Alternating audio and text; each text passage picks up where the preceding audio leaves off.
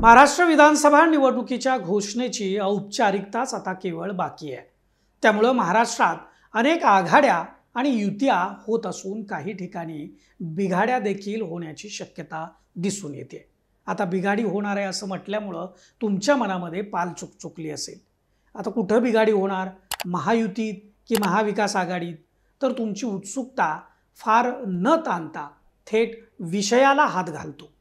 महायुतीत अजितदादांच्या नेतृत्वाखालील राष्ट्रवादी काँग्रेसला बाहेरचा रस्ता दाखवला जातोय की काय अशी सद्यस्थिती आहे। आणि त्याला नेमकी कारणं काय आहेत? भारतीय जनता पार्टी व एकनाथ शिंदे यांच्या नेतृत्वाखालील शिवसेनेला अजित पवारांची राष्ट्रवादी सोबत नकोय का? दोघात तिसरा असेल तर महाराष्ट्रात विजय विसरा असं महायुतीतल्या भाजप आणि शिवसेनेच्या नेत्यांकडून का बोललं जात आहे, या संबंधीच आपण या व्हिडिओमध्ये सविस्तरानं बोलणार आहे।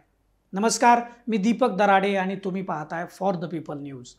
पुढे जाण्यापूर्वी आपण फॉर द पीपल न्यूज चॅनलला सबस्क्राइब करा, लाईक व फॉलो जरूर करा।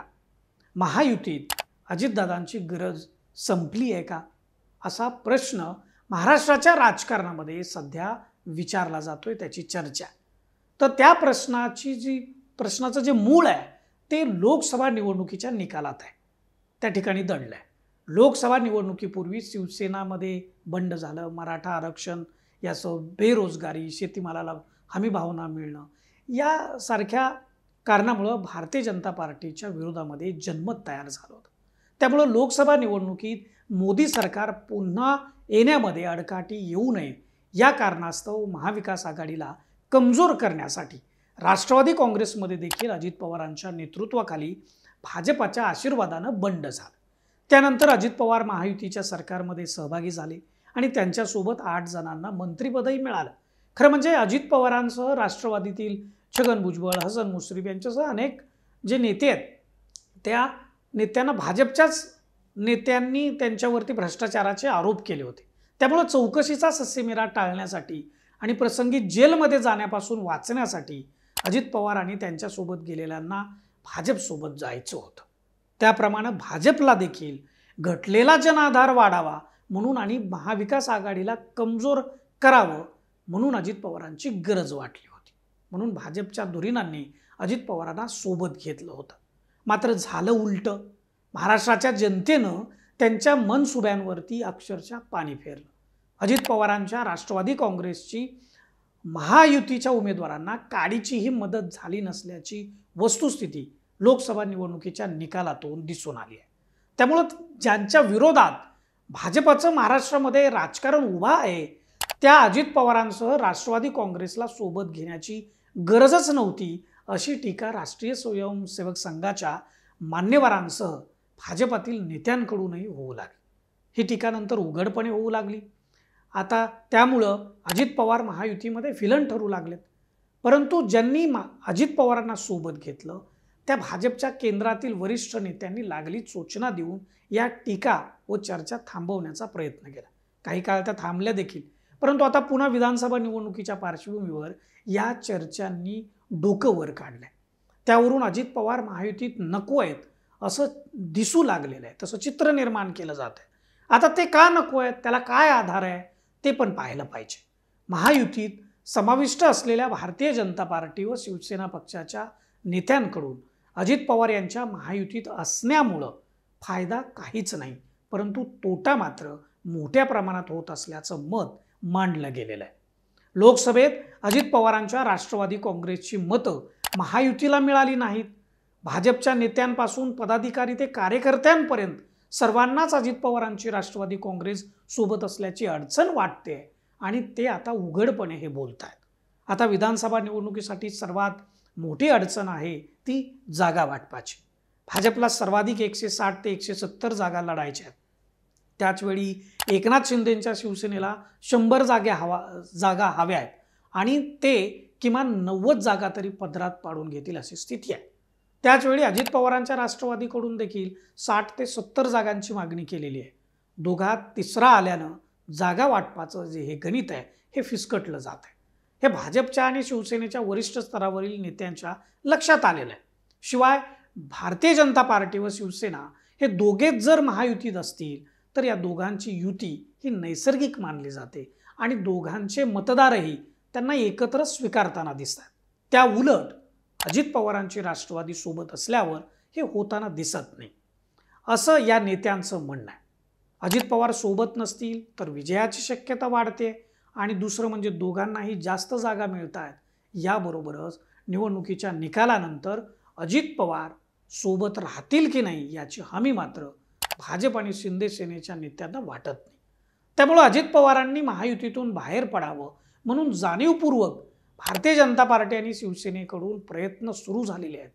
दुसरी एक गोष्ट जाणवते ती म्हणजे महायुतीच्या सरकारमध्ये सहभागी झालो तरी अजित पवारांकडून आपण धर्मनिरपेक्षतेचा विचार सोडलेला नसल्याचं वारंवार सांगितलं जात आहे.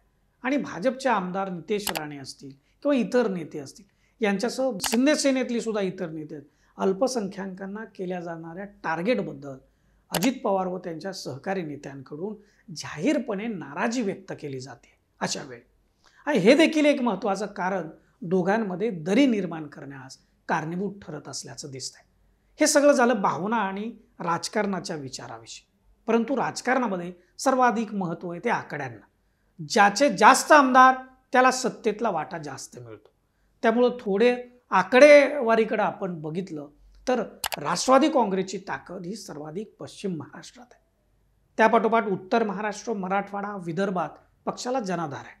2019च्या विधानसभा निवडणुकीच्या निकालाची आकडेवारी जर आपण पाहिली तर राष्ट्रवादी काँग्रेसला पश्चिम महाराष्ट्रामध्ये सर्वाधिक 27 जागांवर विजय मिळाला होता. उत्तर महाराष्ट्रात आणि मराठवाड्यात प्रत्येकी 8 जागा त्यांनी जिंकल्या होत्या. तर विदर्भामध्ये 6 जागांवर विजय मिळाला होता आणि ठाणे व कोकण विभागामध्ये 5 जागा जिंकल्या होत्या. मुंबईमध्ये मात्र राष्ट्रवादी काँग्रेसला 1च जागा जिंकता आली होती. आता राष्ट्रवादी काँग्रेसच्या या एकूण 54 आमदारापैकी 40 आमदार हे अजितदादांबरोबर गेले, तर उरलेले शरद पवारांसोबत राहिले. लोकसभा निवडणुकीमध्ये शरद पवारांची जादू चाललेली दिसली आणि अजित पवारांना त्याचा मोठा फटका बसला. मुळात महायुतीनं अजित पवारांना लोकसभेच्या केवळ 4 जागा दिल्या होत्या. त्यातली एक परभणीची जागा अजित पवार गटानं रासपच्या महादेव जानकरांना दिली आणि 3च जागा त्यांनी लढल्या. त्यापैकी फक्त एका जागेवर त्यांना विजय मिळाला. आता लोकसभा निवडणुकीनंतरची परिस्थिती आपण जर बघितली तर शरद पवारांना मोठी सहानुभूती असल्याचं स्पष्टपणे दिसतंय. आणि विशेष म्हणजे महाविकास आघाडीतही 2019च्या विधानसभा निवडणुकीच्या आधारेच जागा वाटप होत आहे. त्यामुळे शरद पवारांचे बहुतांश उमेदवार हे अजित पवारांच्या उमेदवारांच्या विरोधातच उभा राहिलेले आपल्याला दिसतील. अशा स्थितीमध्ये अजित पवारांपेक्षा शरद पवारांचा वरचष्मा दिसत असल्यानं शरद पवारांचेच उमेदवार विजयी होतील अशी आज तरी शक्यता अधिक आहे. हाच विचार भाजप आणि शिंदेच्या शिवसेनेचे नेते करताना दिसत आहेत. आणि असं झालं तर अजित पवारांच्या सोबत असलेल्या 40 आमदारांपैकी किती आमदार पुन्हा निवडून येतील हे सांगणं खूप कठीण आहे. या भीतीनं अजित पवारांसोबत असलेल्या अनेक आमदारांनी शरद पवारांसोबत जाण्याचा निर्णय घेतला.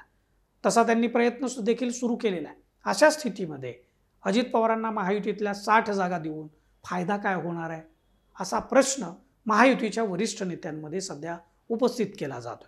जर अजित पवारांच्या राष्ट्रवादीचा भाजप किंवा शिवसेनेच्या उमेदवाराला लोकसभा निवडणुकीत विजयासाठी फायदा झाला नाही किंवा तो होत नसेल आणि आगामी विधानसभा निवडणुकीतही तसंच होणार असेल तर दोघात तिसरा आणि विजय विसरा असं म्हणण्याची वेळ त्यांच्यावर आली आहे असं भाजप आणि शिवसेनेचे नेते खासगीमध्ये बोलत आहेत. ते आता सार्वजनिक देखील होऊ लागले.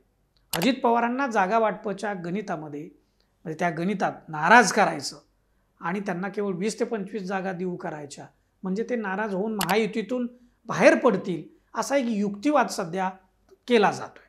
तर दुसरीकडं अजित पवारांनी देखील महायुतीतल्या जागा वाटपामध्ये जर अवघ्या ह्या 20 ते 25 जागा जर देऊ केल्या तर याच मुद्द्यावर बाहेर पडायचं आणि स्वतंत्रपणे लढायचा प्लॅन देखील त्यांनी केल्याची माहिती मिळते. आता तुम्हाला महायुतीत कोणाचा चेंडू झाल्यासारखं वाटतंय, दोघात तिसरा आणि विजय विसरा याविषयी तुम्हाला काय वाटतंय ते व्हिडिओच्या खालील कमेंट बॉक्समध्ये जरूर लिहा आणि यूट्यूब, फेसबुक व इंस्टाग्रामवर फॉर द पीपल न्यूज चॅनलला आपण सबस्क्राईब करा, लाईक व फॉलो जरूर करा. धन्यवाद.